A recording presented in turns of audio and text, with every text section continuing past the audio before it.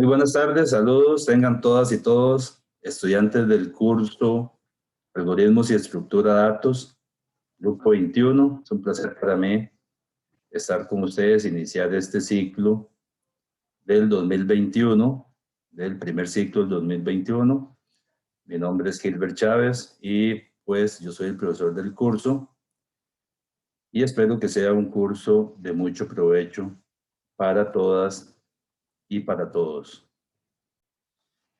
Bien, vamos a iniciar con este tema 1, que tiene que ver con introducción a la teoría de los algoritmos.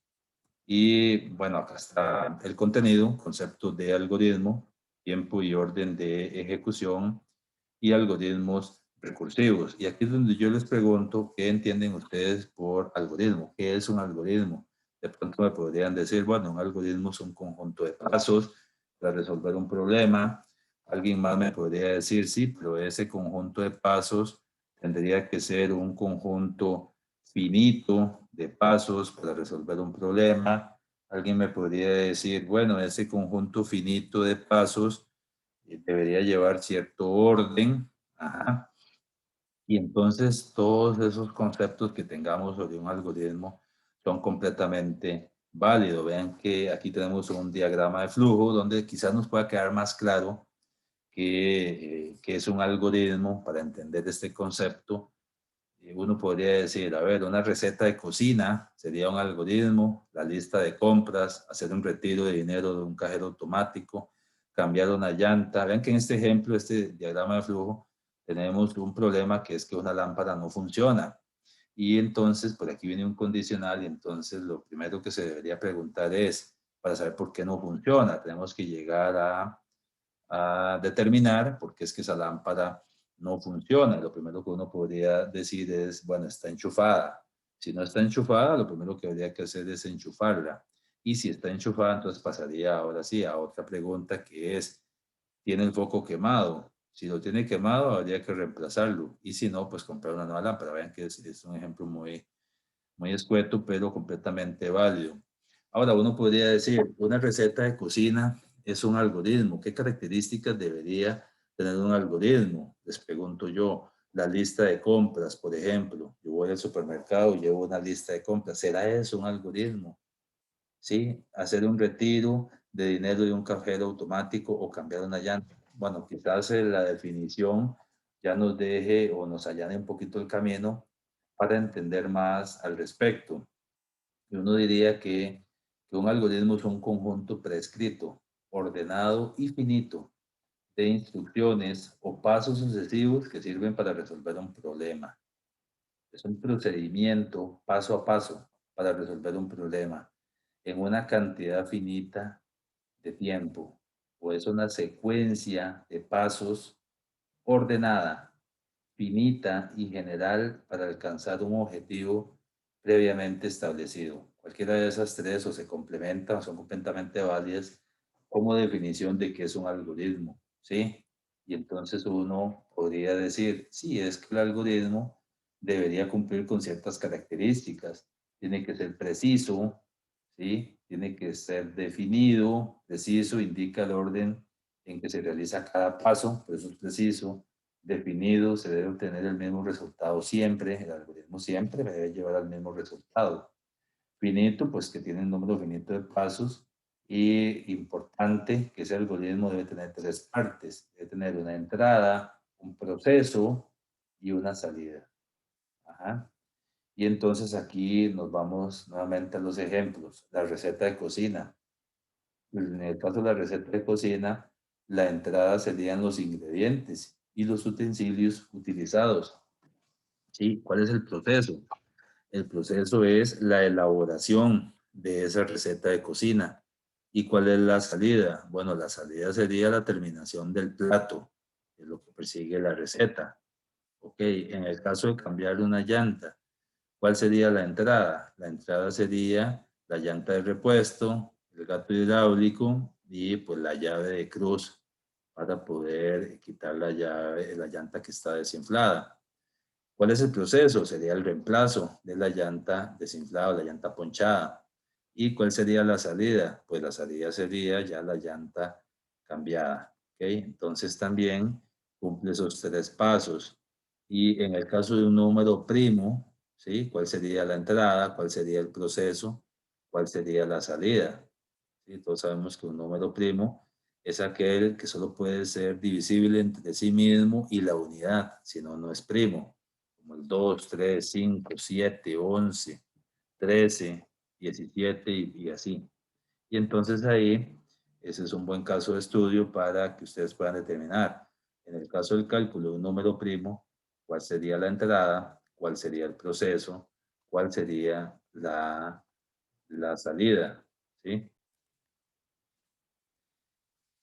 Y entonces, pues, qué sé yo, por acá tenemos el caso de cómo cambiar la llanta, ese caso de estudio, de cómo cambiar la llanta.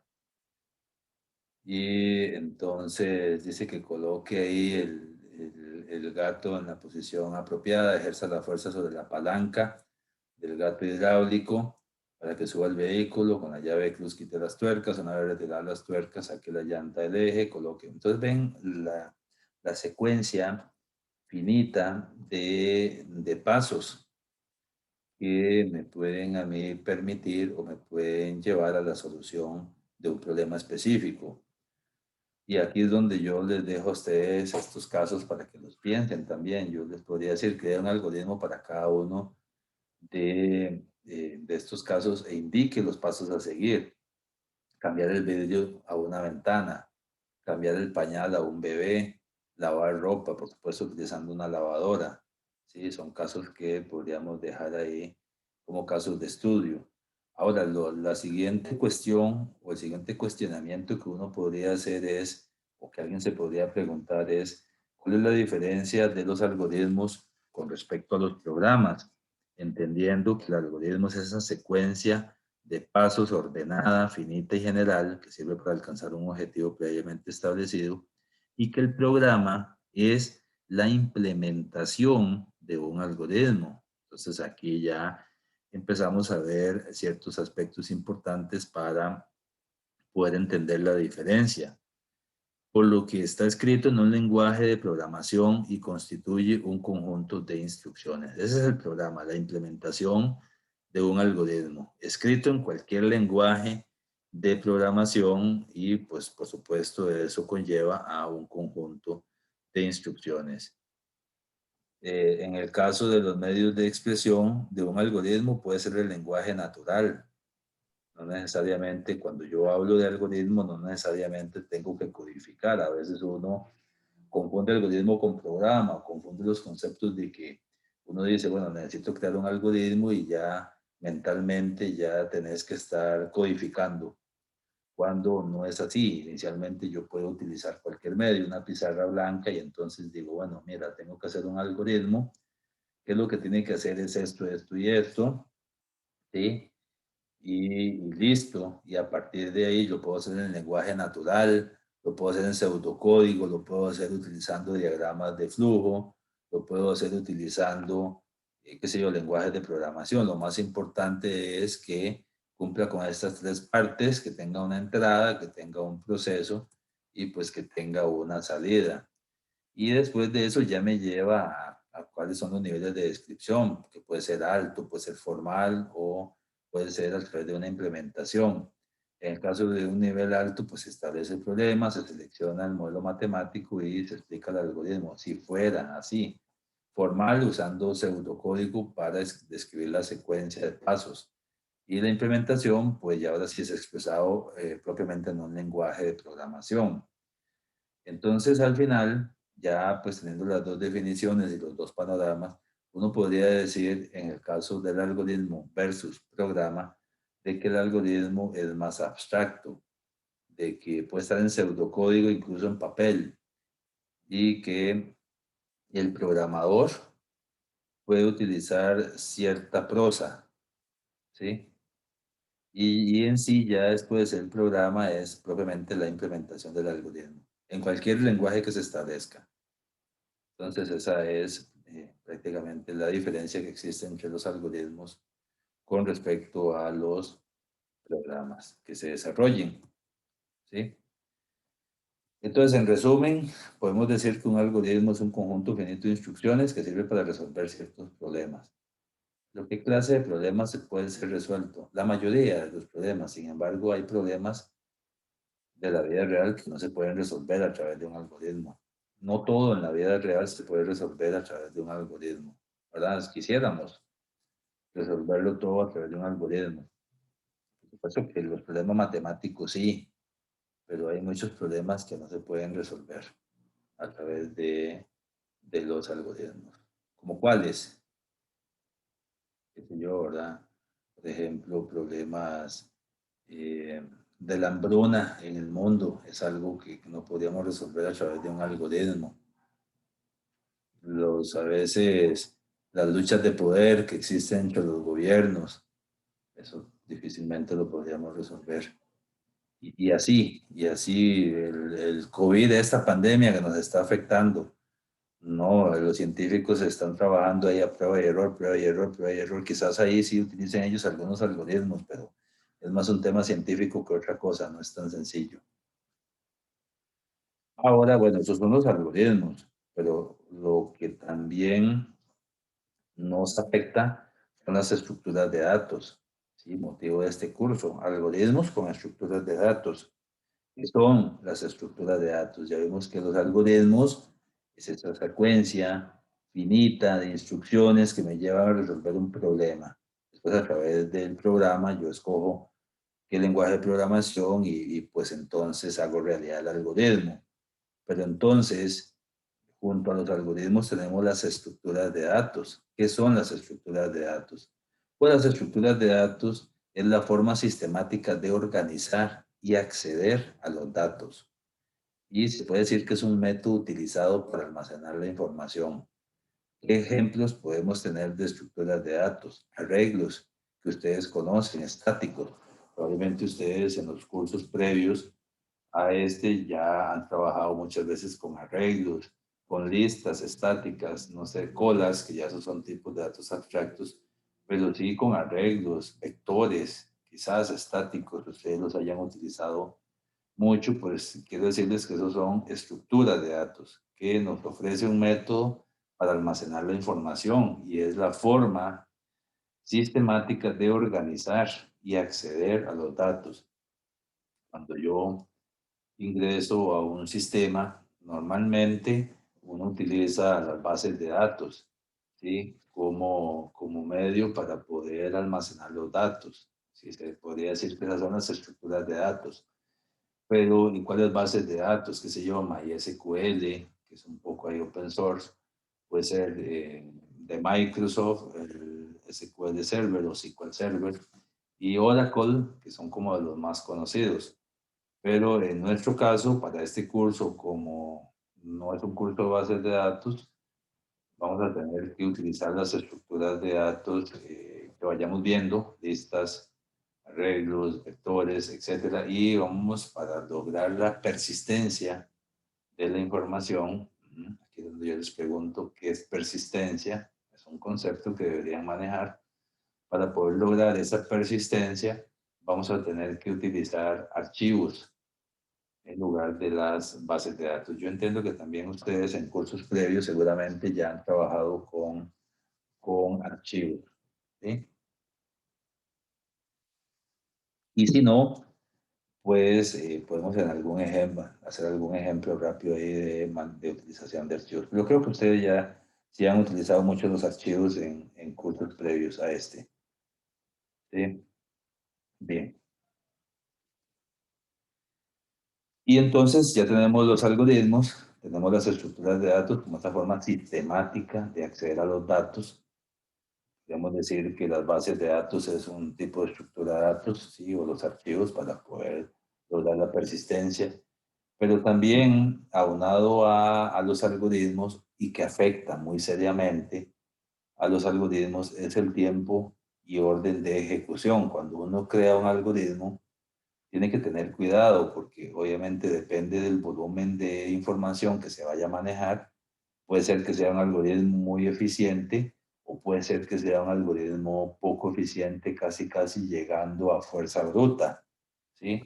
que la fuerza bruta, que es una técnica de diseño de algoritmos, es aquella donde yo no me preocupo por la eficiencia, sino que lo que pretendo es resolver un problema, acomodar el lugar, ¿sí? Sin importarme si la solución de ese problema me va a llevar a que ese algoritmo dure 3 días o dure 3 minutos. Es importante.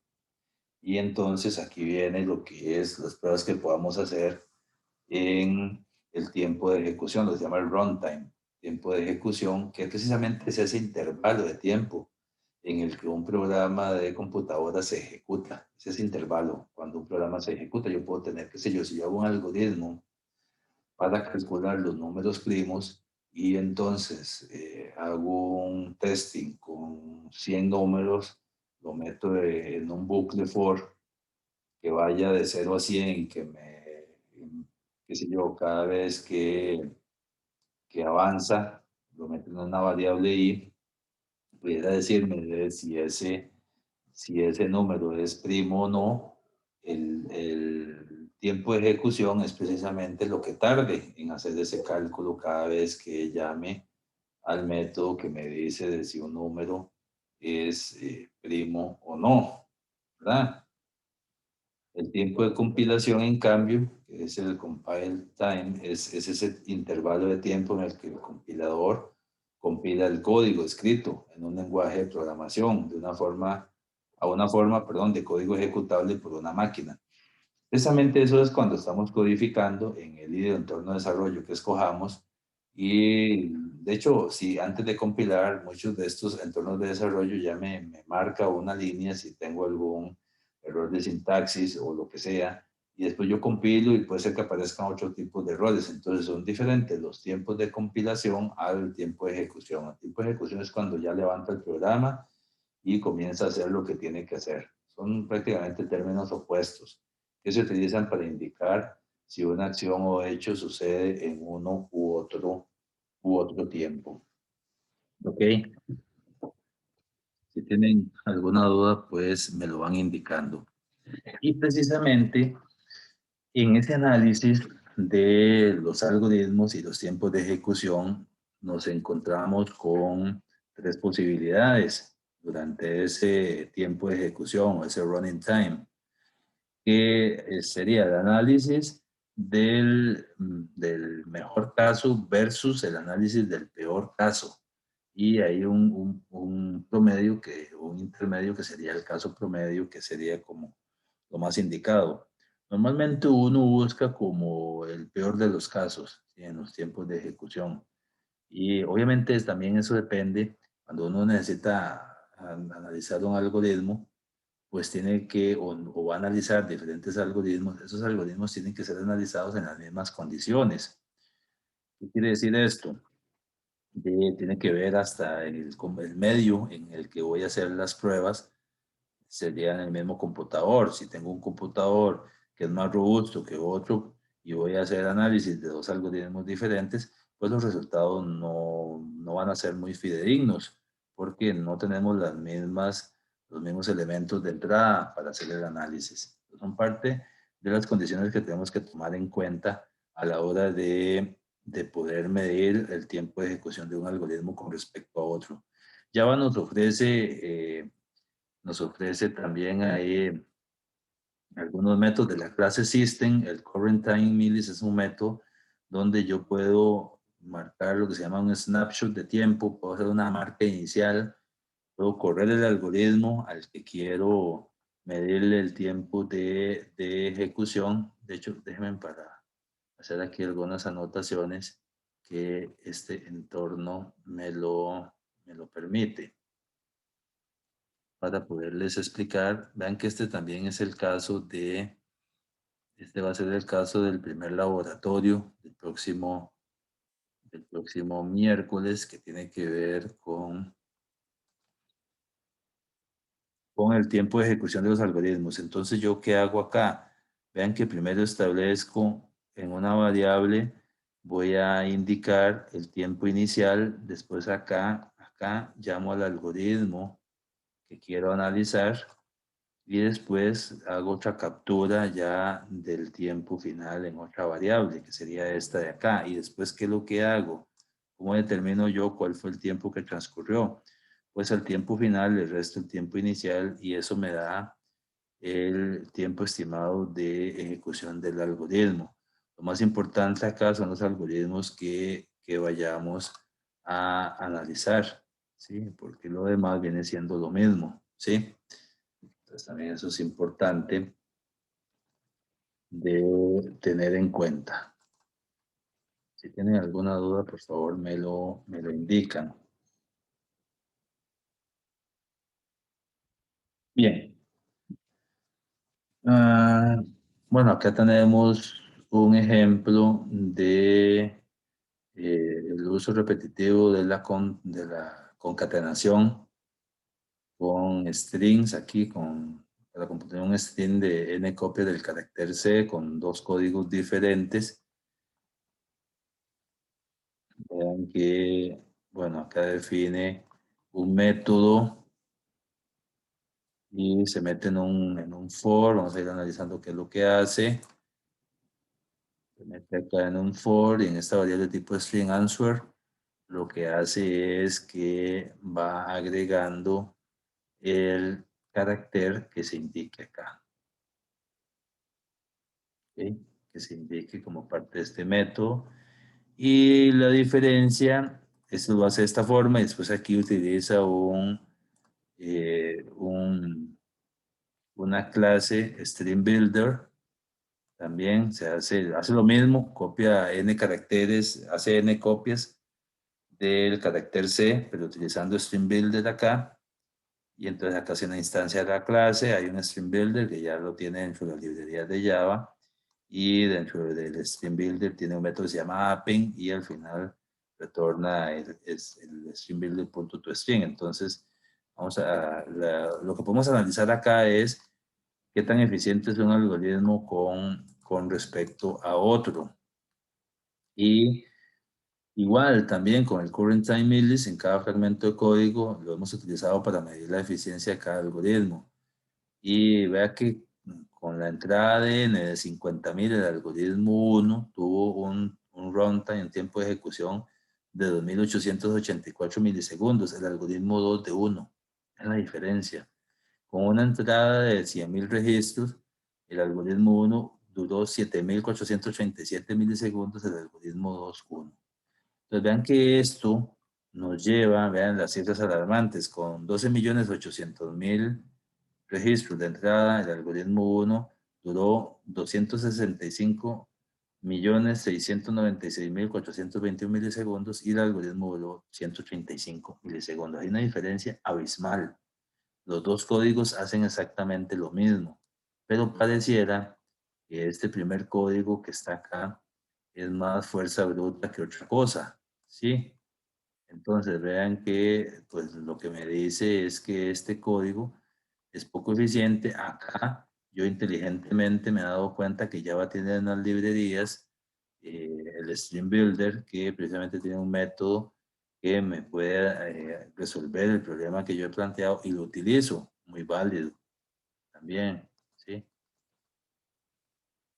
Entonces por ahí me lleva a lo que les estoy comentando de que cómo se desarrolla un algoritmo, si hay un algoritmo que se ha desarrollado casi que a fuerza bruta, pues obviamente va a tener un comportamiento eh, muy nefasto con respecto a otro algoritmo que sí se haya tratado de perfeccionar. Ahora, no quiere decir de que de entrada uno pues sea un genio desarrollando algoritmos. Puede ser que uno haya hecho un algoritmo, la primera versión sea una versión muy ineficiente y después la va mejorando hasta pues llegar ahí a una versión final ya Profe, muchísimo mejor, ¿sí? me muestra la diapositiva de atrás, por favor. Espera un segundo. Ah, Solo una pregunta. Ahí estamos creando una variable de tipo stream builder, ¿verdad? O stream sí, builder. en Este, realidad, perdón, en realidad lo que estamos haciendo es que estamos instanciando una clase que se llama Stream Builder, ¿verdad? Sí, entonces estamos creando una nueva Ajá, sí, sí. instancia y después utilizamos un método de esa clase que se llama Appen. Sí, adelante. Lo que iba a preguntar era que si la clase como tal tuviera importada la librería, no se tendría que instanciar para usar el punto app en la variable. Sí, aquí vean que esto es un pseudocódigo. Aquí se supone que ya está el import de la clase, ¿verdad? Por supuesto, hay que hacer el import de la clase para, de todas formas, si no Java nos lo va a sugerir ahí, nos va a poner un globito rojo y nos lo va a sugerir porque si no, no lo podríamos hacer. Pero sí, esta es es una clase de la librería de Java, que Java lo tiene ahí, que es el Stream Builder, y hay que hacer obviamente el import y todo lo que corresponda. Sí, sí, correcto. Ah, ya, ya, sí, ya bien, sí, es que no se ve la otra parte, sí. No, es que como había visto el punto app en otra ocasión, quería como preguntar, saber exactamente dónde viene, ya sé que es de esa librería. Sí, sí, exactamente. Entonces, sí, no, completamente válido. Cualquier otra pregunta y de alguien más, si tiene alguna duda, excelente. Me interrumpen y lo vamos viendo acá. Vean que en este caso, para que nos quede bien claro, es Stream Builder, es una clase. Ya lo vamos a ir viendo. Bueno, de hecho, ustedes ya esto lo saben porque en los cursos previos lo han visto bastante. Es una clase que hemos creado y nosotros dentro de nuestra clase, pues tenemos definido atributos. Esos atributos pueden ser públicos o pueden ser privados o pueden ser privados y yo a través de getters y setter accedo a ellos y después puedo crear métodos dentro de esa clase. Igual puedo tener métodos que son privados, que no quiero que trasciendan esa clase y puedo tener métodos públicos que quiero que se vean cuando se haga una instanciación de esa clase. Pero bueno, ahí lo vamos a ir viendo poco. Profe, Aquí lo profe, importante, ¿sí? y digamos en sí, la diferencia de esos de milisegundos, o sea, de tiempo, se produce básicamente por el append y el, digamos, que uno concatena y asigna y el otro simplemente hace append. Eso marca toda la Ah, diferencia. exacto, sí, exacto, lo que habría que hacer ahí para tener una idea más amplia de qué me lleva a esa diferencia tan abismal en el tiempo de ejecución de un fragmento de código o de un algoritmo con respecto a otro, es ir a revisar ese método API y ver exactamente qué es lo que hace. Porque vea que en el primer ejemplo, como bien lo estás acotando, y la diferencia es que yo defino una variable string, voy a anotar acá también para verlo. Dame un segundo. ¿Cuál es la diferencia? De que yo defino aquí esta variable string tipo answer y después voy concatenando en ella el carácter que se indique ahí como entrada, ¿verdad? Del método, como uno de los parámetros de entrada de este método, ¿verdad? Que uno es el carácter y otro es la cantidad de veces que se va a repetir. Ok, eso es aquí. Y ahora, ¿cuál es la diferencia con respecto al segundo fragmento de código? De que ya yo no defino una variable string, sino que hago una instanciación de una clase que se llama String Builder, que es una clase de Java, y después utilizo un método de esa clase que se llama Appen. Ahora, yo aquí no sé exactamente qué es lo que hace este método Appen. Aquí yo no lo sé, me queda la duda. Tendría que ir a revisar propiamente dentro de esa clase Stream Builder, qué es lo que hace este método Appen. Y ahora sí, una vez que abre ese método, puede determinar cuál es la diferencia de hacer la asignación hacia una variable string simple, como lo hace acá dentro de este método. Pero ese, precisamente ese manejo es el que me lleva a esos resultados abismales y esas diferencias en tiempo de ejecución. ¿Sí? No sé si nos queda claro a todos. Por supuesto que ahí los más traviesos ya toman ese código y se meten ahí a Java y agregan ese Stream Builder y entonces por ahí ya obtienen qué es lo que hace el Appen, que lo podríamos hacer aquí perfectamente también, ¿no? No hay ningún problema de que nosotros lo hagamos. Déjenme tomar este código de acá. Déjenme un segundo.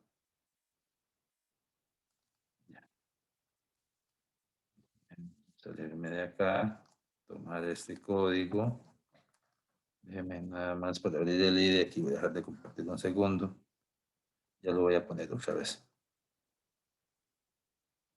Vamos a ver si tengo el entorno aquí abierto, creo que sí.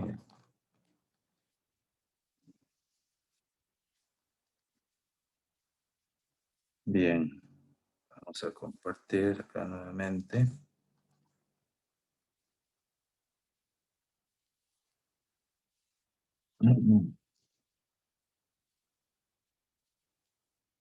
Bien, aquí lo que dice nada más fue que abrí el NetBeans. Yo tengo la versión 12, pero cualquier versión que ustedes tengan ahí, no hay ningún problema. Voy a crearme una nueva aplicación y vamos a llamarlo ejemplo 1.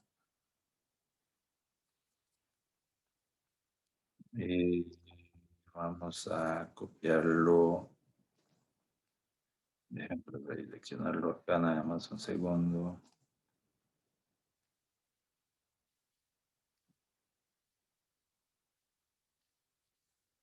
Bueno, eso no lo voy a poner en inquieto, no importa. Vamos a dejarlo ahí. Y ahí, finish, listo. Digamos que vamos a crear acá un paquete, una capa domain. Y no, en realidad, nada más main ahí, una capa main. Listo, y va todo. Y digamos que vamos a hacer un Java main class. Ok,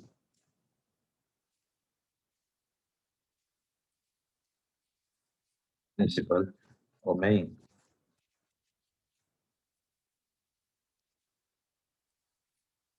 Bien.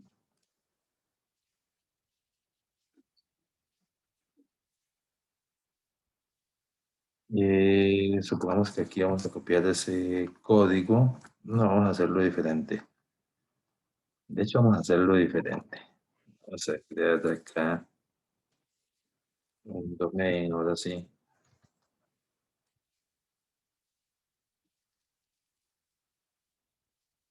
Vamos a crear una clasecita acá. Llame runtime o algo de.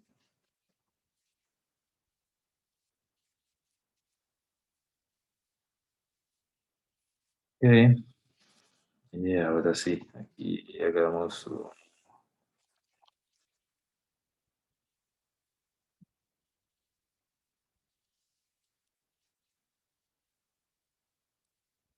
Este va a ser mi primer algoritmo. Ah, bueno, ya estaba aquí creado. Es este, que sí.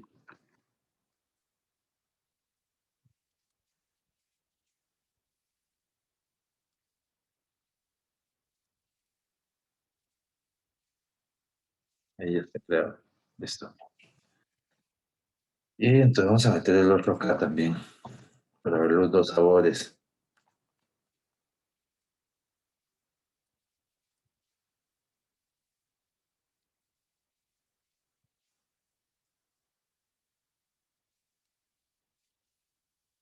Ok. Listo. No lo vamos a hacer estático. Vamos a hacerlo así simple. Y este tampoco lo vamos a hacer estático.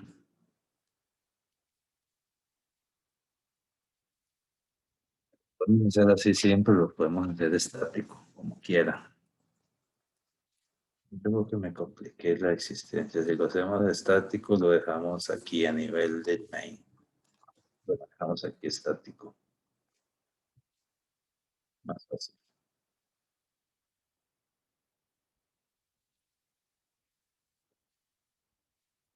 Dejémoslo acá. Sí, probemos esto, no nos compliquemos. Probemos esto. Bien. Tenemos aquí y repetitivo 2. Ok.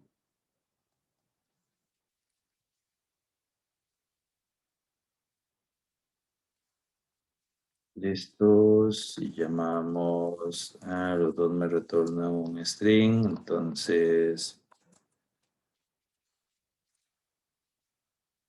digamos que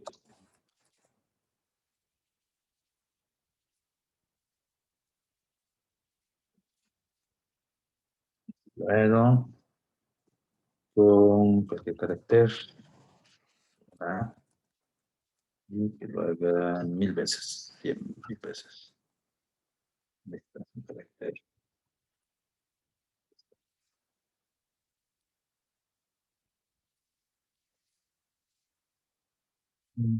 Ahí simplemente compila y lo hace y listo. Ya lo hizo. Estaba pensando. 1000 veces es mucho. De hecho, con las pruebas que se hicieron acá un poquito. No, con esas pruebas no nos da, si con 1000 apenas, dejémoslo con 1000.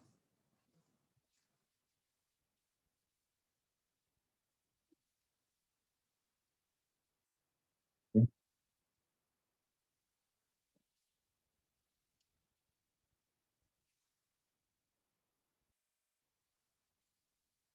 El primero es el que ve que se queda acá pegado. El primero dura muchísimo, ¿verdad? Por eso que ya el segundo ya lo hace muchísimo más rápido.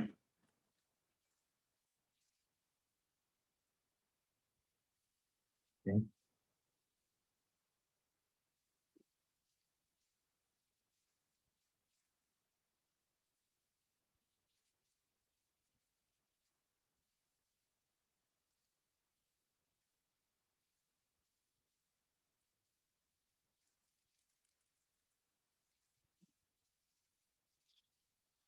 Bien, hagámoslo. Ah, bueno, y entonces, ¿cuál es la idea de todo esto? Al final de cuentas, lo que queríamos ver era ese append que estaba ahí, que era la clase Stream Builder.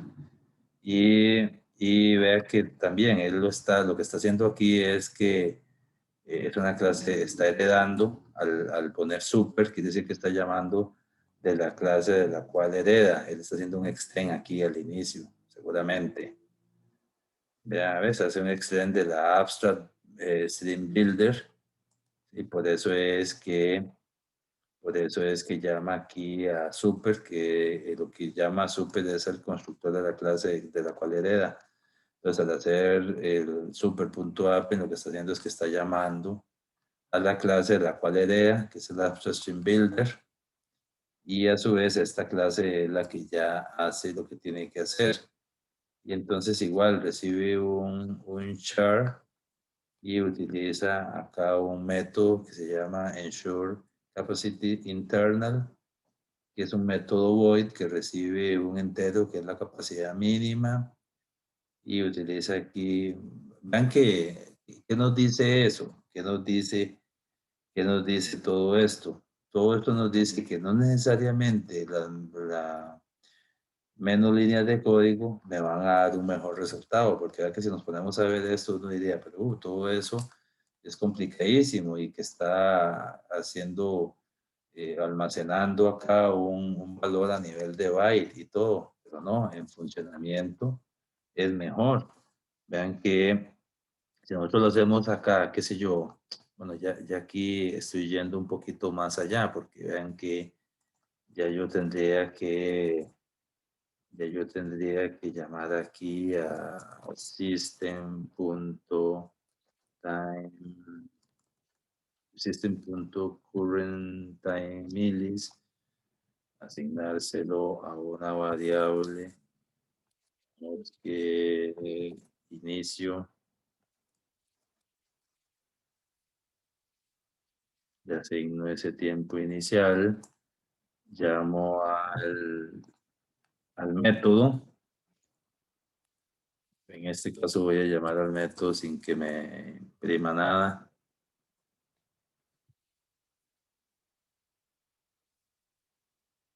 Nada más lo voy a llamar para que él pueda hacer algo, lo que tenga que hacer.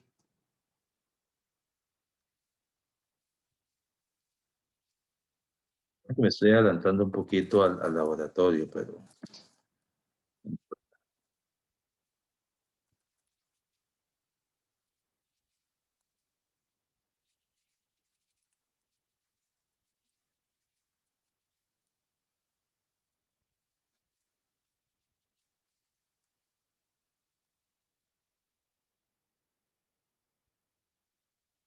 el tiempo transcurrido. Dice. Ok.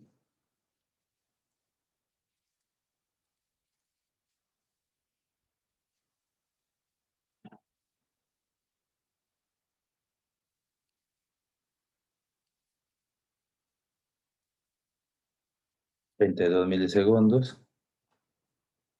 Y vamos a ver en el caso del segundo algoritmo.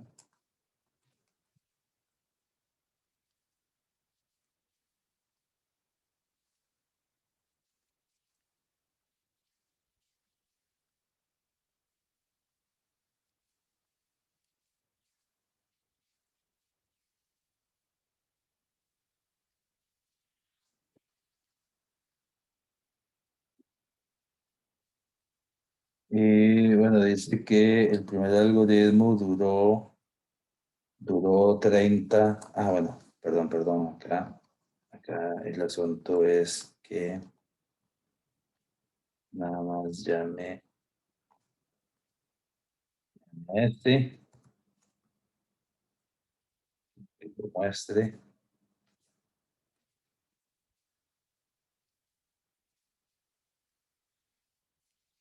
Y entonces vean, este duró 31 milisegundos, este duró 0.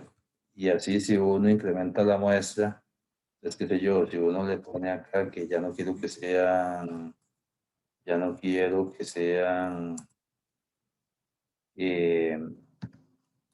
1000, sino que sean 10.000, entonces incluso puedo subir la muestra a 100.000 para ver.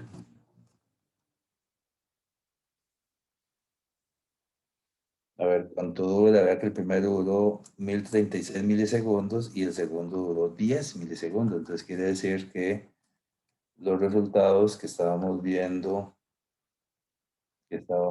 acá en la presentación son correctos. Y al final de cuentas, también era un poquito lo que les estaba comentando, de que al final de cuentas ese método Appin, que a su vez es una clase heredada, hay herencia, y la clase principal tenía más líneas de código que habría que sentarse ya más específico a analizar, pues cómo es posible que sea más eficiente que simplemente definir una variable tipo string y irle asignando los caracteres ahí que dentro del bucle for. Entonces, eso es lo que quiere decir es que la eficiencia de un algoritmo no tiene que ver con el número de líneas que contenga. ¿Sí? No sé si tienen alguna duda. No, por ahora no. Ok. Muy bien, perfecto. Entonces vamos a continuar por acá.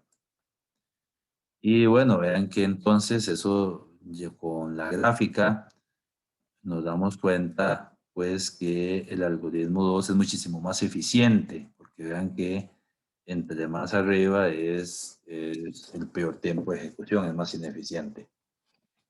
Y entonces, ¿cuáles son las limitaciones de los análisis experimentales? Hay que tener cuidado.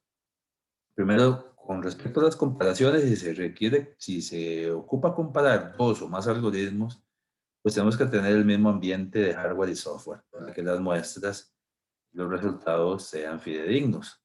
¿Sí? Los mismos ambientes de hardware y software. Y en el caso de las muestras, los experimentos solo pueden ser hechos con un número limitado de entradas. Por supuesto, no podemos hacer un número ilimitado de entradas. Tenemos que limitar las entradas porque si no, pues tiende a infinito y no obtenemos los resultados. Y en cuanto a la complejidad, la implementación del algoritmo puede llegar a ser compleja o no. Un algoritmo eficiente, la implementación de ese algoritmo para que sea eficiente, ya lo vimos, puede llegar a ser más complejo que un algoritmo que nosotros creíamos que era súper eficiente y no. Un algoritmo simple en código, pero ineficiente. Interesante que están estos resultados. ¿Sí? Si nos vamos más allá de los estudios experimentales, podríamos nosotros hablar de lo que se conocen como operaciones primitivas.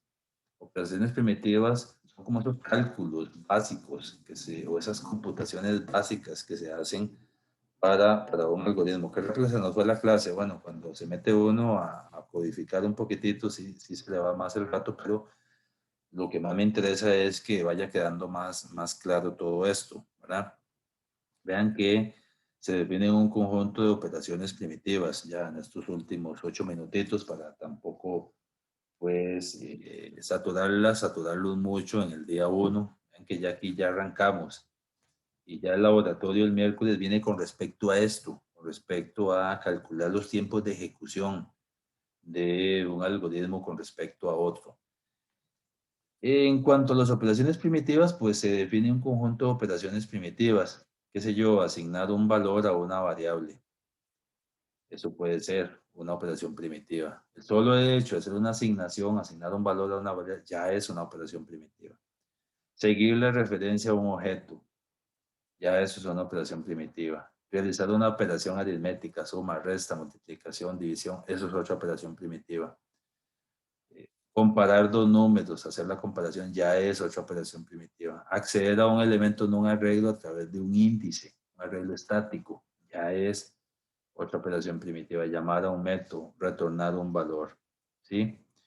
Entonces, por ahí recuerden que siempre lo que se persigue es el análisis del peor de los casos versus el mejor de los casos. Y pues tener un promedio sería como lo indicado, lo indicado. Y por aquí, pues, existen ciertas funciones para el análisis de algoritmos. Eso no es un curso matemático ni nada, pero en este apartado que tiene que ver con tiempos de ejecución es necesario indicarlo. Desde el punto de vista matemático, desde el punto de vista matemático, déjenme para resaltarlo por acá. Un segundito. Ok.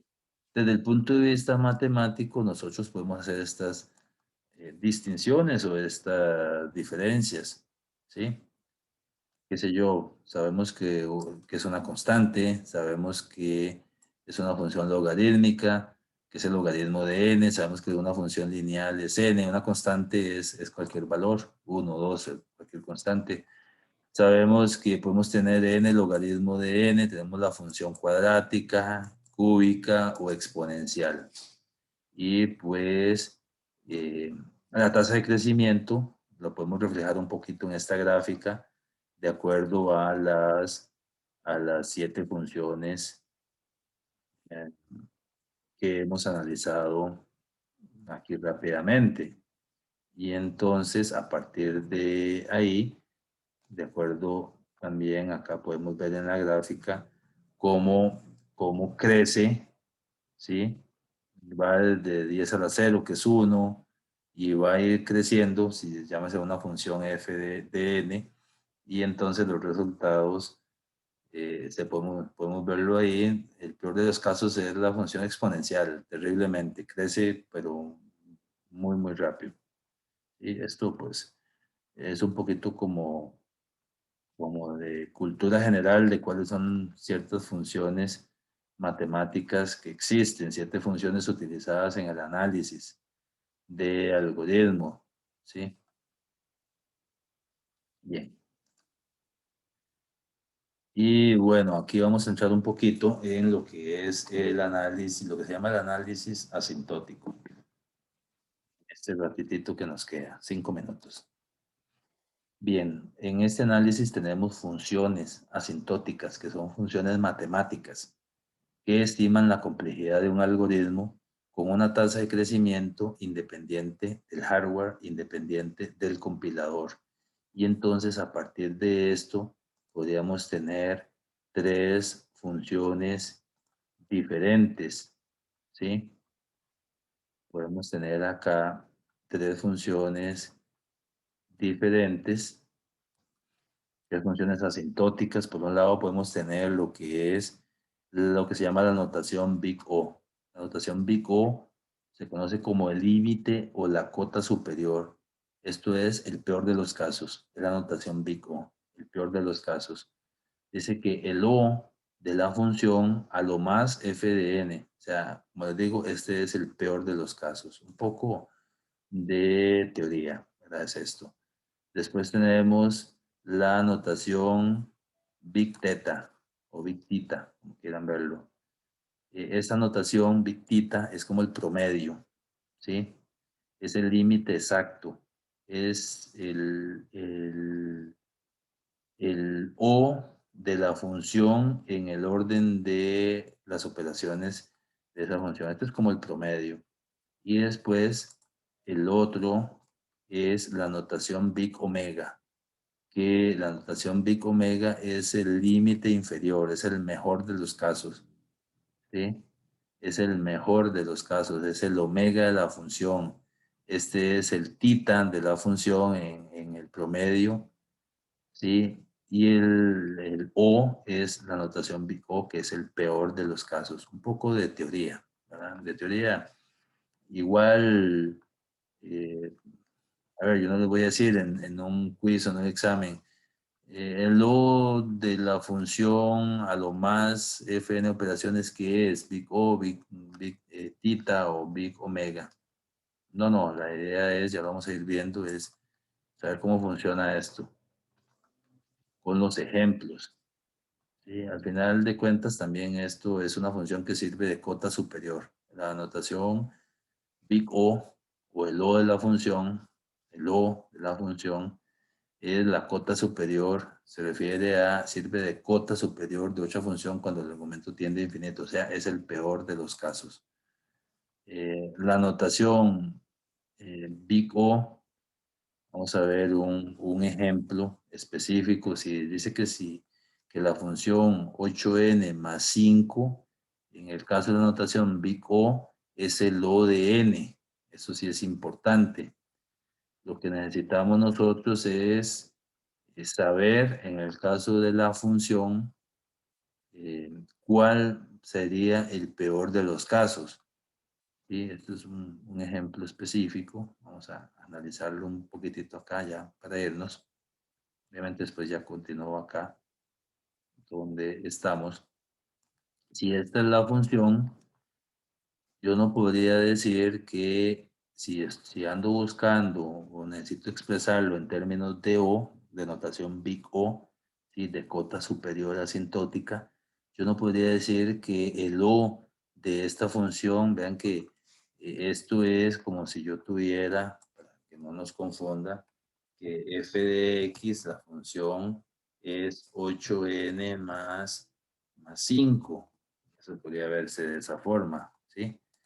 Entonces, si la función es 8n más 5, yo necesito expresar esto en términos de cota superior asintótica o en términos de O, y yo necesito decirle, dígame cuál es el O de esa función. Uno no podría decir que el O de la función, ¿sí? Si yo vamos a buscar una respuesta aquí, yo no podría decir que el O de la función de f, de la función de fx, yo ando buscando lo de la función, ok, yo no podría decir que el O de esa función,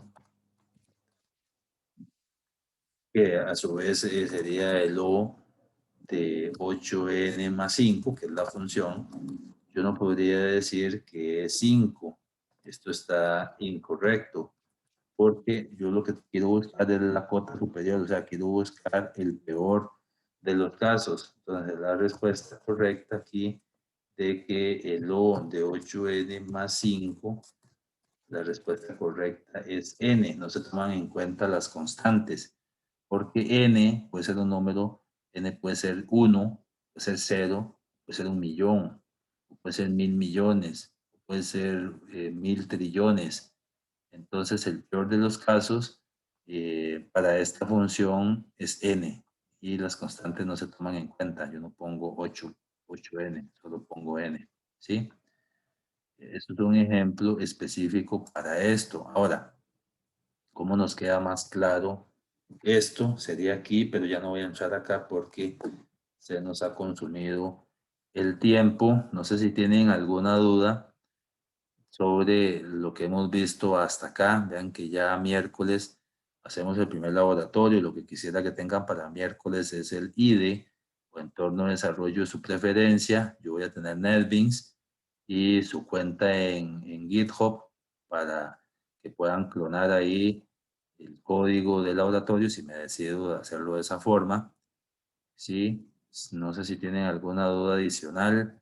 Si no tienen ninguna duda adicional, agradecerles por esta clase. De mi parte es todo. Chao.